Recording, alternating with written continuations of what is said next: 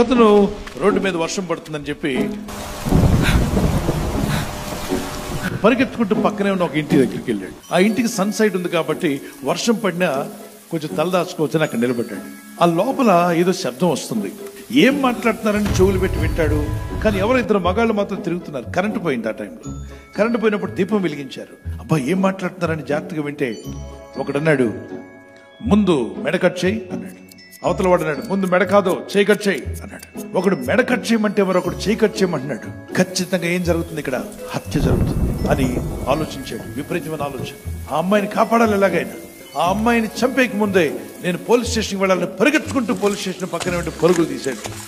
Sir త్వరగా వచ్చి రక్షించండి సార్, బస్ స్టాండ్ పక్కన ఒక ఇల్లు ఉంది, ఒక అమ్మాయి నిలువని చంపేస్తున్నారు సార్, మెడ కట్ చేస్తున్నారు, చేయి కట్ చేస్తున్నారు సార్ అంటే వెంటనే పోలీసు వారు స్పందించి పరిగెత్తుకుంటూ వచ్చారు. ఇదేనా ఇల్లు అంటే, అవును సార్ ఇదే ఇల్లు సార్ అన్నాడు. ఎవరో డోర్ కొడతానని చెప్పి డోర్ ఓపెన్ చేస్తే లోపల దీపం వెలుగుతుంది.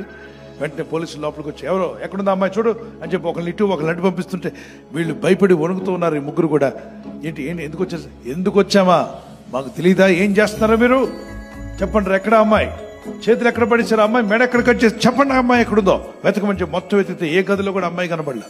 సార్ వినండి సార్, ఏంటి ఎక్కువ వినేది, ఆ అమ్మాయిని ఎక్కడ పెట్టారు చెప్పండి.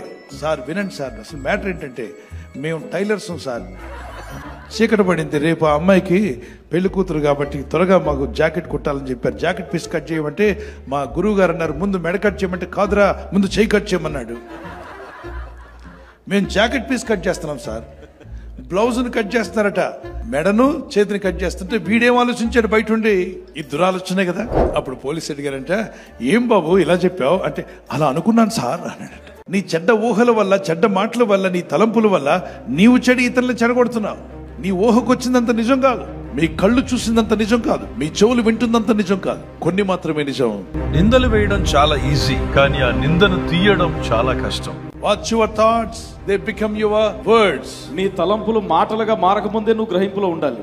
Watch your words, they become your actions. నీ మాటలు క్రియల రూపంలోకి రాకముందే నువ్వు గమనించుకోవాలి. Watch your actions, they become your habits. నీ క్రియలు ఎప్పుడైతే అలవాటుగా మారతాయో దానికి ముందుగానే నువ్వు గ్రహించుకోవాలి. If you don't watch your habits, they will become your character, they'll spoil your character. నువ్వు ఎప్పుడైతే అలవాటును గమనించుకోలేదో అవి నీ స్వభావంగా మారిపోతాయి. To destroy your character, the things will start from your thought life. నీ జీవితాన్ని ఎప్పుడైతే నాశనానికి గురి చేసుకుంటావో తలంపులోనే ప్రారంభమవుతుంది. To build your character, God will give you right thoughts. Your thought life is more important. ఈ ఆలోచన విధానం అనేది చాలా important. What are you thinking? ఏం ఆలోచిస్తున్నావో, what are you meditating, ఏది ధ్యానిస్తున్నావో, what are you reading, ఏం చదువుతున్నావో, so this all can affect you. ఇవన్నీ కూడా నీ మీద ప్రభావం చూపిస్తాయి. That is why you need to watch so that you will not fall into temptation. శోధనలో పడకుండా ముందుగానే నువ్వు గ్రహించుకోవాలి.